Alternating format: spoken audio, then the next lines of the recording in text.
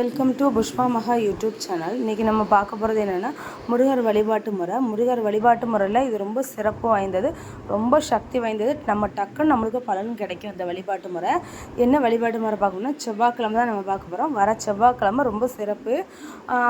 மதியம் 3:30க்கு மேலே சஷ்டி ஆரம்பிக்குது, தேய்பிறை சஷ்டி. மறுநாள் காலையில் புதன்கிழமை வரை இருக்குது நம்மளுக்கு சஷ்டி.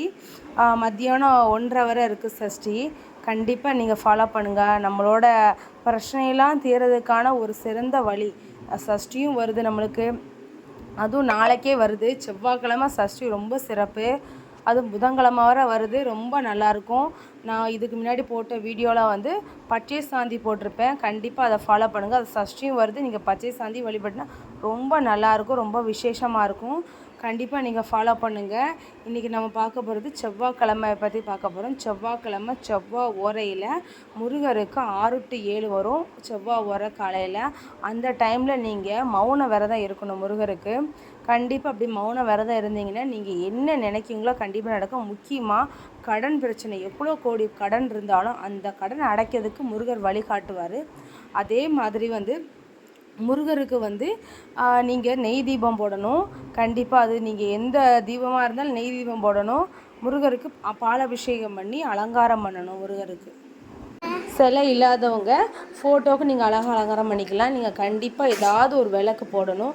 6 அகல் விளக்கு போடணும், இல்லை விளக்கு வச்சு போடணும், இல்லைன்னா தெனை விளக்கு போடலாம், இல்லை ஓம் விளக்கு, உங்கள் வீட்டில் ஓம் விளக்கு இருந்தால் அதுவே போதும். அதில் நெய் தீபம் போட்டு நீங்கள் அந்த விளக்கை பார்த்து நல்லா வழிபடணும். இல்லை ஒரு விளக்கு விளக்காக போட்டு, இல்லை தெனை விளக்காக போட்டு 6 முகப்பூச்செரியில் இல்லை 6 விளக்கு போட்டு நீங்கள் 6 முகமாக நினச்சி நீங்கள் வழிபடலாம். அது உங்களோட விருப்பம். கண்டிப்பாக ஒரு 6 விளக்கு கண்டிப்பாக போடணும். போட்டு முருகருக்கு பிடிச்ச பிரசாதம், எந்த மாம்பழமாக இருந்தாலும் சரி, கொலக்கட்டையாக இருந்தாலும் கட்டாக இருந்தாலும் சரி, உலர்ந்த திராட்சை, பசும்பாலை காய்ச்சி ஏலக்காய் போட்டு கொண்டு நாட்டு சக்கரை போட்டு நீங்கள் முருகருக்கு வச்சாலும் அவர் ஏற்றுக்குவார். என்ன பிரசாதம் வீட்டில் இருக்கோ அதை வச்சு நீங்கள் கண்டிப்பாக வழிபடுங்க. கண்டிப்பாக நீங்கள் என்ன நினைக்கிறீங்களோ கண்டிப்பாக நடக்கும். கண்டிப்பாக கடன் அடையும். முருகருக்கு அந்த 6 to 7 மௌன விரதம் இருக்கணும். அந்த 1 hour இருந்தாலும் போதும். நீங்கள் மௌன விரதம் கண்டிப்பாக நம்ம என்ன நினைக்குமோ அது நடக்கும். முக்கியமாக கடன் அடையும். நம்மளோட கடன் எவ்வளோ கோடி கடன் இருந்தாலும் அதை அடையும். நகை அடமானம் வச்சுருந்த நகை கண்டிப்பாக மீட்கிறதுக்கான வழியை முருகர் நம்மளுக்கு காட்டுவார்.